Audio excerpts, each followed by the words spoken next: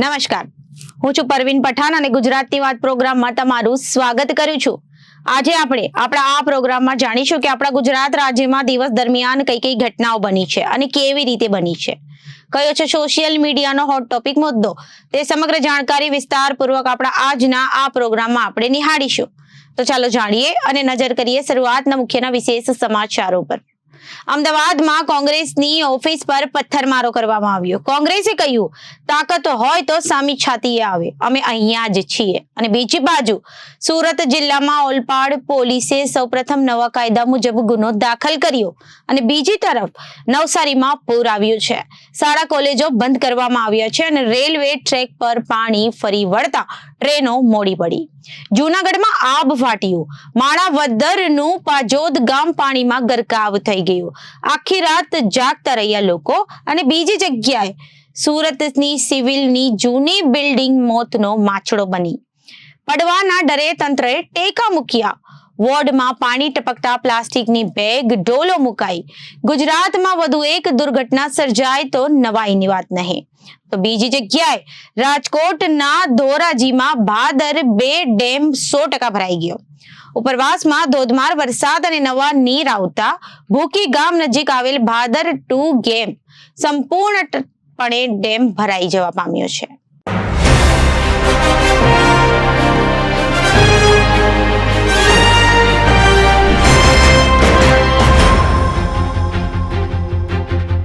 હવે જોઈએ સમાચારો વિગતવાર। સંસદમાં આજે પણ હંગામાના અણસાર છે। રાહુલ ગાંધીના સંસદમાં ગઈકાલે હિન્દુઓને હિંસક કહેવાના મુદ્દે મામલો ગરમાયો છે। ત્યારે સંસદના લોકસભા વિપક્ષના નેતા રાહુલ ગાંધીની હિન્દુ પર ટિપ્પણીને લઈ અમદાવાદમાં વિરોધ જોવા મળ્યો છે। ગઈકાલે બજરંગ દળે અમદાવાદમાં કોંગ્રેસ કાર્યાલય ઉપર મોડી રાત્રે ધામા નાખ્યા હતા। હિન્દુઓને હિંસક કહેવા ઉપર બજરંગ દળના કાર્યકર્તાઓમાં નારાજગી જોવા મળી। રાહુલ ગાંધીના પોસ્ટર્સ ઉપર કાળી ઈંક લગાવી આક્રોશ વ્યક્ત કરવામાં આવ્યો હતો। પ્રચાર પ્રસારના બેનર્સ ઉપર કોંગ્રેસ નેતાઓના લખાયેલા નામો ઉપર બ્લેક સ્પ્રે છાંટી વિરોધ નોંધાવ્યો હતો। આટલું જ નહીં, આજે વહેલી સવારે કોંગ્રેસના કાર્યાલય પર પથ્થર પણ ફેંકવામાં આવ્યા હતા। હિન્દુઓ મામલે સંસદમાં રાહુલ ગાંધી આપેલા નિવેદનનો મામલો હવે રાજકીય તૂલ પકડી રહ્યો છે। રાહુલના ગાંધીના નિવેદનના વિરોધમાં હિન્દુ સંગઠનો દ્વારા આજે પરોડી અમદાવાદની પ્રદેશ કોંગ્રેસ ઓફિસે પથ્થર ફેંકવામાં આવ્યા હતા। હાલ કોંગ્રેસ કાર્યાલય પર પોલીસ બંદોબસ્ત ગોઠવાયો છે તેમજ પોલીસે તપાસ શરૂ કરી છે। પથ્થરમારાની ઘટના બાદ કોંગ્રેસ આકરા પાણીએ જોવા મળ્યું છે। કોંગ્રેસના પ્રવક્તા હિમાંગ રાવલે આ અંગે પ્રતિક્રિયા આપતા કહ્યું કે આ રીતે કાર્યકર્તા પૂર્ણ હુમલો કરી તેઓએ સાબિત કર્યું છે કે તેઓ હિન્દુ નહીં પણ ગુંડાઓ છે। રાહુલજીએ યોગ્ય જ નિવેદન આપ્યું છે। હિન્દુત્વ મામલે આપને આવા લોકોના સર્ટિફિકેટની જરૂર નથી। ભાજપ, વીએચપી અને બજરંગ દળમાં તાકાત હોય તો સામી છાતીએ આવે, અમે અહીંયા જ છીએ। અમારા ચોકીદાર અને તેમની સગર્ભા પુત્રી સહિતના પરિવાર પર હુમલો કરાયો છે। પ્રદેશ પ્રમુખ સાથે સંકલનમાં રહીને તમામ કાયદાકીય પગલાં લઈશું। ઉલ્લેખનીય છે કે સંસદ સત્રના 6ઠ્ઠા દિવસે લોકસભા અને રાજ્યસભા અને સદનમાં રાષ્ટ્રપતિના અભિભાષણ પર ચર્ચા કરવામાં આવી છે, જેમાં વિપક્ષના નેતા તરીકે પહેલીવાર રાહુલ ગાંધીએ દમદાર ભાષણ આપ્યું। જોકે તેમના ભાષણની શરૂઆત સાથે સદનમાં હંગામો મચી ગયો છે। ખુદ પ્રધાનમંત્રી મોદીએ આ મામલે ટિપ્પણી કરવી પડી હતી। રાહુલ ગાંધીના નિવેદન પર કેન્દ્રીય ગૃહમંત્રી અમિત શાહ વચ્ચે ઊભા થઈ ગયા હતા અને તેમણે માફીની માંગણી કરી હતી। રાહુલ ગાંધી એટલે જ અટક્યા ન હતા, તેમણે મણિપુરમાં 1 વર્ષ કરતા પણ વધુ સમયથી ચાલી રહેલી સંઘર્ષની સ્થિતિને ઉઠાવીને ભાજપને ઘેરવાનો પ્રયાસ કર્યો। વિપક્ષના નેતા તરીકે રાહુલ ગાંધીજીએ મુદ્દા ઉઠાવ્યા હતા કે તેનાથી ભાજપ અને એનડીએમાં ખળબળાટ મચી ગયો છે। સદનની કાર્યવાહી ભારે તોફાની રહી છે, જે પ્રમાણે વિપક્ષ આ વખતે મજબૂત થયું છે તેના પરથી એવું લાગે છે કે સદનની કાર્યવાહી આગામી દિવસોમાં ભારે હંગામેદાર બનશે તે નક્કી છે। તો બીજી તરફ લોકસભાના રેકોર્ડમાંથી રાહુલ ગાંધીનું નિવેદન હટાવી દેવામાં આવ્યું છે। વિપક્ષના નેતા રાહુલ ગાંધી અગ્નિવીર, અદાણી, અંબાણી અને પ્રધાનમંત્રી વાળું નિવેદન હટાવી દેવાયું છે। રાહુલ ગાંધીના હિન્દુ હિંસક વાળા નિવેદનને હટાવ્યા છે। આ ઉપરાંત પણ રાહુલ ગાંધીએ કહ્યું હતું કે નરેન્દ્ર મોદી અબજોપતિઓ માટે કામ કરે છે અને તમને ગુજરાતમાં હરાવીશું. લખી લો ઇન્ડિયા ગઠબંધન એનડીએને ગુજરાતમાં હરાવવા જઈ રહ્યું છે. કેન્દ્ર સરકારે નીટ જેવી પરીક્ષાઓને કોમર્શિયલ પરીક્ષામાં પરિવર્તિત કરી છે. આ પરીક્ષા સમુદ્ર બાળકો માટે બનાવવામાં આવી છે. દેશમાં 7 વર્ષમાં 70 વખત પેપર લીક થયા છે. સંસદમાં રાહુલ ગાંધીએ ઉઠાવ્યો હતો મુદ્દો નોટબંધીનો. મણિપુર હિંસાનો મુદ્દો પણ ઉઠાવ્યો હતો. રાહુલ ગાંધીએ કહ્યું કે પીએમએ પોતે કહ્યું કે મારો ભગવાન સાથે સીધો સંબંધ છે. નોટબંધી સમયે ભગવાનનો સીધો મેસેજ આવ્યો હશે કે શું?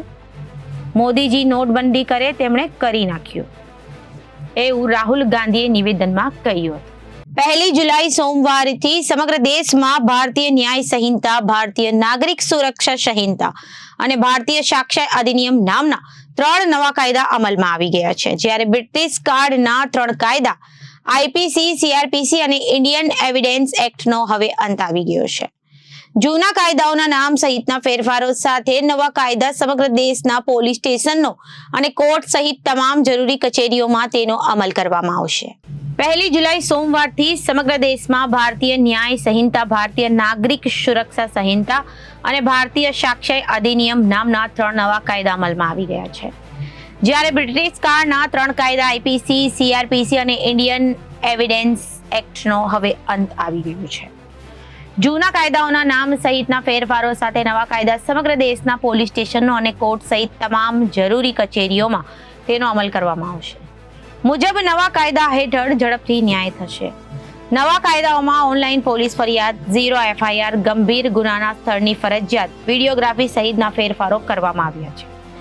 ઓલપાડ પોલીસ મથકના માણસો પેટ્રોલિંગમાં હતા તે દરમિયાન ઓલપાડ ટાઉનમાં આવેલ રણછોડ રાય મંદિરની સામે GZ11Z7183 નંબરનો ટ્રક કોઈ પણ જાતના રિફ્લેક્ટર નહીં રાખી પાર્કિંગ કર્યો હતો અને આવતા જ વાહનો તથા રાહદારીઓને અડચણ રૂપ થાય તે રીતે અને અકસ્માત થવાનો સંભવ ઊભો કર્યો હતો. જેને લઈને ઓલપાડ પોલીસે તુરંત ટ્રક ચાલકની અટકાયત કરી હતી અને ઓલપાડ પોલીસે મથકના પીઆઈ રાકેશ જાદવ માર્ગદર્શન અને સૂચના હેઠળ હેડ કોન્સ્ટેબલ તેજસ પ્રકાશ જાતે ફરિયાદી બની ટ્રક ચાલક વિરુદ્ધ ભારતીય ન્યાય સંહિતાની કલમ 285 મુજબ ગુનો દાખલ કર્યો અને 5,000નો દંડ ફટકારી જામીન પર મુક્ત કર્યો હતો. આજ રોજ 1 જુલાઈ 2024થી સમગ્ર ભારતમાં જે નવા 3 મેજર કાયદાઓ, ફોજદારી કાયદાઓનું અમલ થઈ રહ્યું છે, જેના અનુસંધાને સુરત ગ્રામ્ય જિલ્લા પોલીસના ઓડપાડ પોલીસ સ્ટેશનમાં ભારતીય ન્યાય સંહિતાની કલમ 285 મુજબનો એક પ્રથમ ગુનો સુરત જિલ્લા પોલીસનું ગઈકાલે રાત્રે 12:30 વાગે દાખલ થયેલ છે. જેને અનુસંધાને નવા કાયદાને લગત તમામ પ્રકારની જોગવાઈઓ ભારતીય ન્યાય સંહિતા અને ભારતીય ન્યાય સુરક્ષા સંહિતા મુજબ ઓલપાડ પોલીસ સ્ટેશન કરી રહી છે. ધન્યવાદ. સર, બંનેમાં ફરક કોઈ પહેલામાં શું હતો? આઈપીસી જે સેક્શન પહેલાં હતું એમાં 283 આઈપીસી જૂનું હતું, એમાં ઇન્ડિયન પિનલ કોડ પ્રમાણે અડચણરૂપ કોઈ વાહન જાહેરમાં જોખમી રીતે કોઈ રાખી અને જો બેદરકારી ગુનાહિત દાખવે એના વિરુદ્ધમાં દાખલ થતું હતું, જેનું ભારતીય ન્યાય સંહિતામાં ની કલમ 285 મુજબ દાખલ થાય છે. અને આગળની જે એના બધી જે એવિડન્સ કલેક્ટ કરવાની પદ્ધતિ અને ટેકનોલોજીનું ઇન્ટરવેન્શન છે એમાં પણ એ પ્રકારે પણ ઓલપાડ પોલીસ કાર્યવાહી કરી રહી છે. હાલ સમગ્ર ગુજરાતમાં શ્રીકાર વર્ષાનો માહોલ છે. હવામાન વિભાગના લેટેસ્ટ અપડેટ અનુસાર રાજ્યમાં છેલ્લા 24 કલાક દરમિયાન સાર્વત્રિક વરસાદ નોંધાયો છે. 217 તાલુકામાં વરસાદ નોંધાયો છે. જૂનાગઢ જિલ્લામાં આબ ફાટ્યું હોય તેવી રીતે તમામ તાલુકામાં ભારે વરસાદ છે. સૌથી વધુ વરસાદ જૂનાગઢના વંથલીમાં 14.5 ઇંચ વરસાદ નોંધાયો છે. તો જૂનાગઢના વિસવાદરમાં 13.5 ઇંચ જેટલો વરસાદ નોંધાયો. જૂનાગઢ સિટીમાં 12 ઇંચ જેટલો વરસાદ વરસ્યો છે. જૂનાગઢના કશોદમાં 10 ઇંચ જેટલો વરસાદ નોંધાયો છે. આ ઉપરાંત સુરતના બારડોલીમાં 9.5 ઇંચ વરસાદ, દેવભૂમિ દ્વારકાના ખંભાળિયામાં 9 ઇંચ વરસાદ અને જૂનાગઢના માણાવદરમાં 9 ઇંચ વરસાદ નોંધાયો છે. આમ છેલ્લા 24 કલાકમાં દરમિયાન રાજ્યના 8 તાલુકામાં 9 ઇંચ કરતા વધારે વરસાદ નોંધાયો છે. નવસારીમાં સતત ચોથા દિવસે મેઘમહેર જોવા મળી રહી છે. નવસારી જિલ્લાના 2 તાલુકાઓમાં 8 ઇંચથી વધુ, 2 તાલુકાઓમાં 3 ઇંચથી વધુ વરસાદ નોંધાયો છે. રાત્રિ દરમિયાન નવસારી, જલાલપોર, ગણદેવી અને ખેરગામમાં ધોધમાર વરસાદ તૂટી પડ્યો હતો. ભારે વરસાદને પગલે નવસારી જિલ્લાના 2 તાલુકામાં શાળા કોલેજો બંધ રાખવાનો આદેશ કરાયો છે.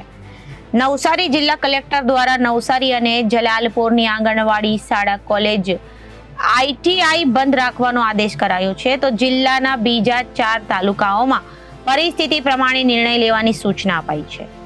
નવસારીમાં ભારે વરસાદને કારણે રેલ વ્યવહાર ખોરવાયો છે. મરોલી અને સચિન રેલવે સ્ટેશનની વચ્ચે પતરા ઉડી રેલવે ટ્રેક પર પડતા અમદાવાદ તરફ જતી અનેક ટ્રેનોને મોડી થઈ હતી. વલસાડથી વડનગર તરફ જતી વડનગર સુપરફાસ્ટ એક્સપ્રેસને નવસારી રેલવે સ્ટેશન ઉપર રોકવામાં આવી છે. ટ્રેન પોતાના નિર્ધારિત સમયથી 1.5 કલાક મોડી નવસારી રેલવે સ્ટેશન પરથી રવાના થઈ છે. ટ્રેક પર પતરા પડવાની ઘટના બનતા મુંબઈ અને અમદાવાદ વચ્ચેના રેલ વ્યવહાર પર અસર પડી છે. ટ્રેન મોડી ઉપડતા અપડાઉન કરતા નોકરિયાત વર્ગોને હાલાકીનો સામનો કરવો પડ્યો છે. નવસારી શહેરમાં ભારે વરસાદને કારણે અનેક જગ્યાએ વૃક્ષો પડવાની ઘટના સામે આવી છે. ભારે પવન અને વરસાદના કારણે સિંધી કેમ્પ વિસ્તાર પાસે આવેલ સીતારામ નગરમાં વૃક્ષ પર નમી પડ્યું હતું. મોડી રાત્રે નવસારીમાં જિલ્લામાં વરસાદ પડી રહ્યો છે. વૃક્ષ નમી પડવાની જાણ નવસારી ફાયર વિભાગના જવાનોને કરવામાં આવી છે. વલસાડ જિલ્લામાં સતત 3જા દિવસે વરસાદી માહોલ જોવા મળ્યો હતો. સતત 3જા દિવસે વહેલી સવારે વલસાડ ખાતે ધોધમાર વરસાદ વરસતા શહેરના વિવિધ વિસ્તારોમાં પાણી ભરાઈ જવા પામ્યા હતા. જિલ્લામાં સૌથી વધુ વરસાદ વલસાડ તાલુકા ખાતે નોંધાયો હતો. વલસાડ ખાતે 2 કલાકમાં 2.44 ઇંચ વરસાદ વરસતા શહેરના બંને મુખ્ય અંડરપાસમાં પાણી ભરાઈ જવા પામ્યા હતા. શહેરના છીપવાડ અંડરપાસ અને મોગરવાડી અંડરપાસમાં પાણી ભરાઈ જતા વાહન ચાલકોએ અટકાવવાનો વારો આવ્યો હતો. અંડરપાસમાં કમરસમાં પાણી ભરાઈ જતા પોલીસ દ્વારા બેરીકેટિંગ કરી બંને અંડરપાસ બંધ કરી દેવામાં આવ્યા હતા. વહેલી સવારે શહેરના વિવિધ વિસ્તારોમાં પાણી ભરાઈ જવાના કારણે વાહન ચાલકોએ હાલાકી વેઠવાનો વારો આવ્યો હતો. અને જૂનાગઢથી એવી માહિતી સામે આવી છે કે સૌરાષ્ટ્રના માથે આજે પણ ભારે વરસાદનું સંકટ છે. આજે જૂનાગઢ, રાજકોટ, જામનગર, અમરેલીમાં ભારે વરસાદ આવી પડશે. તો ભાવનગર, મોરબીમાં પર ધોધમાર વરસાદ વરસશે. ત્યારે આ વચ્ચે જૂનાગઢ જિલ્લામાં ધોધમાર વરસાદ વરસ્યો છે. ત્યારે જૂનાગઢ શહેર અને જિલ્લામાં જળબંબાકાર જેવી સ્થિતિ સર્જાઈ છે. જૂનાગઢના કેશોદમાં વાત કરીએ તો સૌથી વધુ 8 ઇંચ વરસાદ ખાબક્યો છે, જેના કારણે અત્ર તત્ર સર્વત્ર પાણી જ પાણી થઈ ગયું છે. જૂનાગઢના ધેડ પંથકમાં ઓઝત નદીના પાણી 8 થી 10 ગામમાં ફરી વળ્યા છે. તો જૂનાગઢમાં ભારે વરસાદને કારણે માણાવદરનું પજોદ ગામ પણ પાણીમાં ગરકાવ થઈ ગયું છે. તો માણાવદરનું કોડવાડ ગામ પણ સંપર્ક વિહોણું બન્યું છે. ભારે વરસાદને કારણે ગામમાં પૂર જેવી સ્થિતિ સર્જાઈ છે. જૂનાગઢના રવની ગામમાં પણ ભારે વરસાદને કારણે ચારો તરફ પાણી જ પાણી થઈ ગયું છે. હજુ પણ જૂનાગઢમાં ભારે વરસાદની હવામાનની આગાહી છે. જૂનાગઢ જિલ્લામાં ભારે વરસાદ બાદ કલેક્ટર અનિલ રાણાએ જણાવ્યું હતું કે જિલ્લાના 4 જળાશયો ઓવરફ્લો થયા છે. વંથલી, ઓઝતવીર, આણંદપુર, ઓઝતવીર, માટવા ખારો અને કેરાળા ઉબેડ વિયડ ઓવરફ્લો થયા છે. જિલ્લામાં વરસાદ ધીમો પડી જતા સ્થિતિ સામાન્ય થઈ ગઈ છે. ગિરનાર પર સૌપ્રથમ વરસાદ માપવાની કામગીરી કરવામાં આવી છે. અચાનક ગિરનાર પર વરસાદ પડવાથી જૂનાગઢમાં ભયંકર સ્થિતિ સર્જાઈ છે. ગિરનાર પરથી સતત વરસાદના આંકડા મેળવી જૂનાગઢ સિટીની ટીમને એલર્ટ મોડ પર રાખવામાં આવ્યું છે.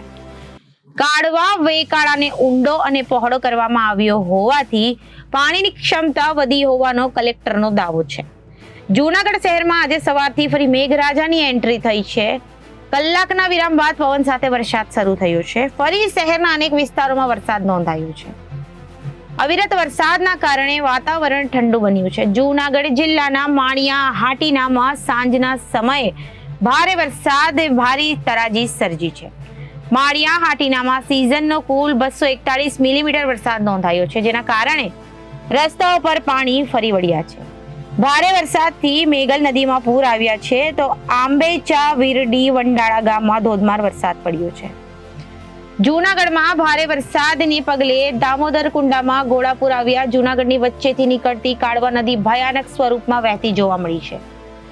ગત વર્ષની જેમ ફરી જૂનાગઢ વરસાદ હાહાકાર મચાવે તેવો તબાહીના દ્રશ્યો સર્જાયા છે. મોડી રાત્રે શરૂ થયેલા ધોધમાર વરસાદે લોકોના શ્વાસ અદ્ધર કરી દીધા છે. જોકે વહેલી સવારે રોકાયેલા વરસાદથી લોકોના જીવમાં જીવ આવ્યો છે. નહીં તો કુદરત શું દ્રશ્યો સર્જી દે એની કલ્પના કરવી મુશ્કેલ હતી.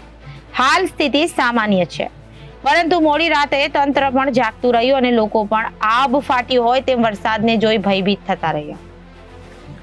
માણાવદરનું પાજોદ ગામ પાણીમાં ગરકાવ થયું છે. ભારે વરસાદને પગલે પાજોદ ગામ બેટમાં ફેરવાયું છે.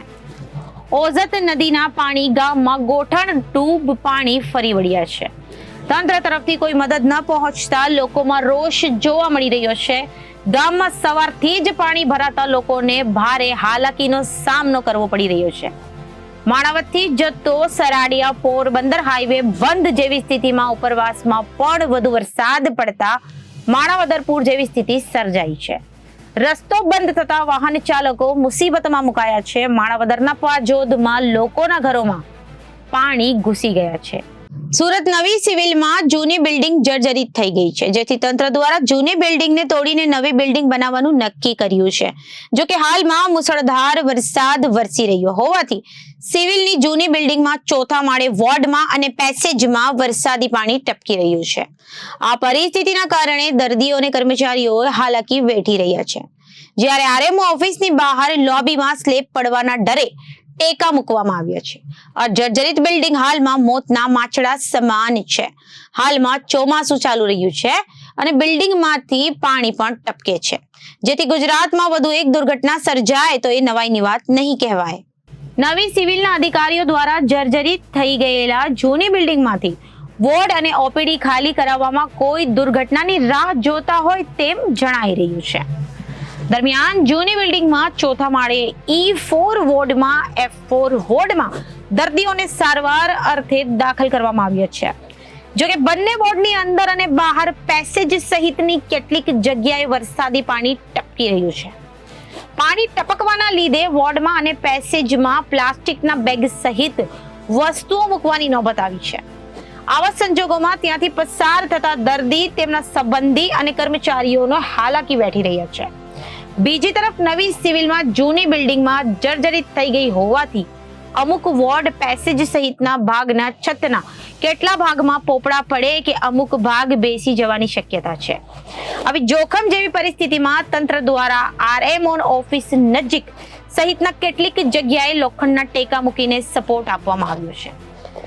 નવી સિવિલના તંત્રના જણાવ્યા મુજબ જ્યાં પાણી ટપકતું હતું ત્યાં તાકીદે કામગીરી કરીને બંધ કરવા માટે પીઆઈયુ વિભાગને સૂચના આપી છે.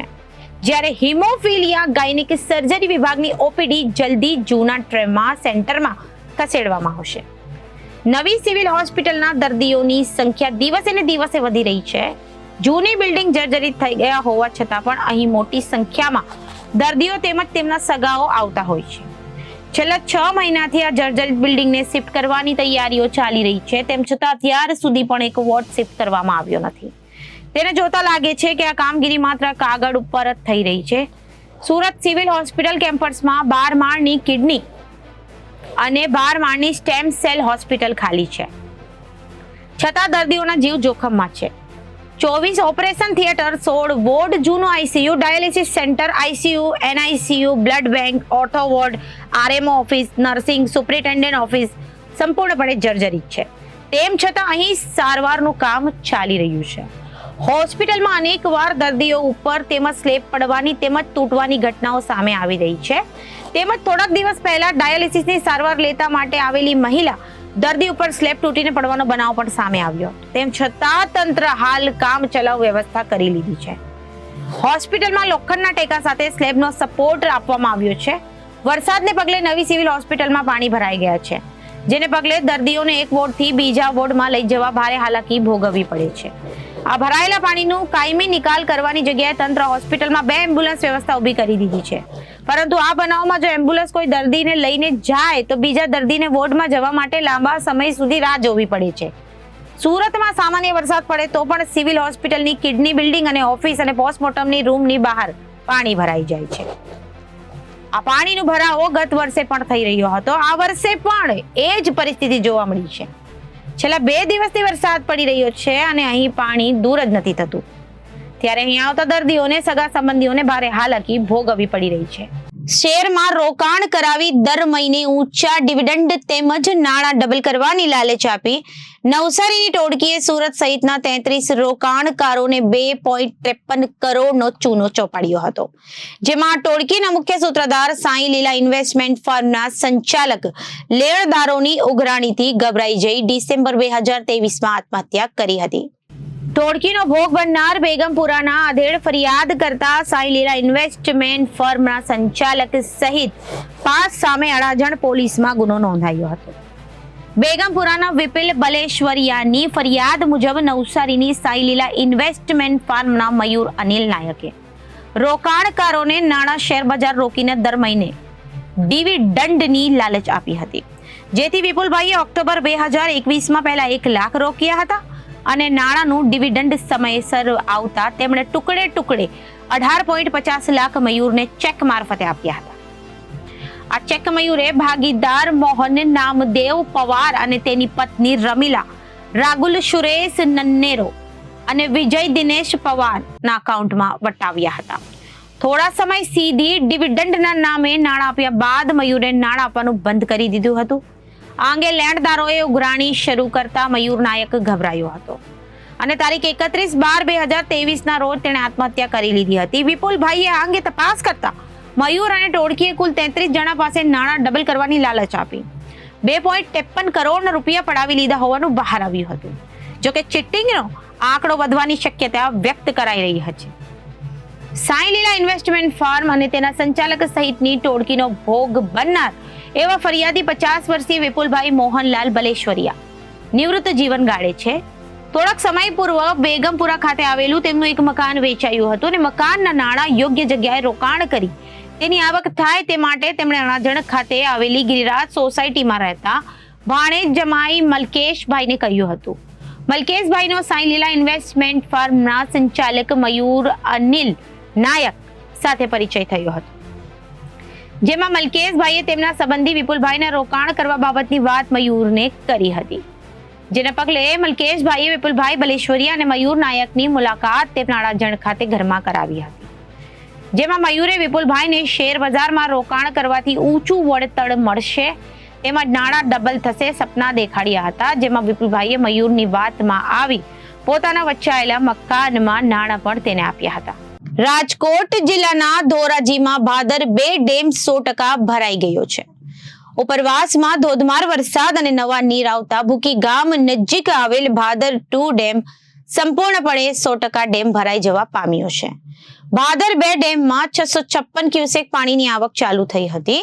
ભાદર 2 ડેમની સપાટી 55 મીટર હોય જે મુજબ 100% ભાદર 2 ડેમ ભરાઈ ગયો.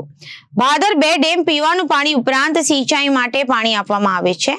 100% ડેમ ભરાતા ધોરાજી પંથકના ખેડૂતોમાં ખુશીનો માહોલ જોવા મળ્યો છે. રાજકોટ જિલ્લાના ધોરાજીમાં ભાદર 2 ડેમ 100% ભરાઈ ગયો. ઉપરવાસમાં ધોધમાર વરસાદ અને નવા નીર આવતા ભૂખી ગામ નજીક આવેલા ભાદર 2 ડેમ સંપૂર્ણ 100% ડેમ ભરાઈ જવા પામ્યો છે.